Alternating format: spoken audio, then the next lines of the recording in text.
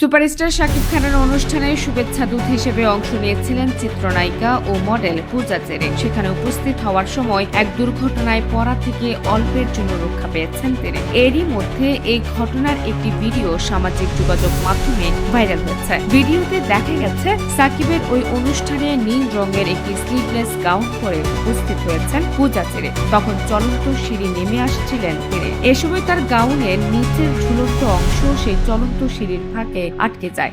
এরপর তার সঙ্গে থাকা কয়েকজন সেটা ছাড়িয়ে নেওয়ার চেষ্টা করে। পরে সেটা বের করতে সফল হন তারা। দুর্ঘটনা থেকে বাঁচার পর সবাই তাকে নিয়ে চিন্তিত হয়ে পড়েছিলেন। ছড়িয়ে পড়া ভিডিওতে নায়িকার এক ভক্ত লিখেছেন, ভাগ্যিস খারাপ কিছু হয়নি, তবে এমন ড্রেস পরার সময় সাবধানতা জরুরি। যে পোশাক সামলাতে পারে না সে পোশাক পরতে চায় কেন? আরেকজন আবার খানিকটা কটাক্ষ করে এই মন্তব্য করেছেন। সম্প্রতি রাজধানীর একটি 5 তারকা হোটেলে ঢাকায় চলচ্চিত্রের শীর্ষ নায়ক শাকিব খানের ডাকে তারকাদের হাট বসেছিল। উপলক্ষ ছিল একটি ক্যাম্পেইনের উদ্বোধন। শাকিব খান ও পূজা চেরি ছাড়াও সেদিন অনুষ্ঠানে ছিলেন সিয়াম আহমেদ, পরিমণি, গীতা সিং, হামিম, রিকি সহ অনেকে।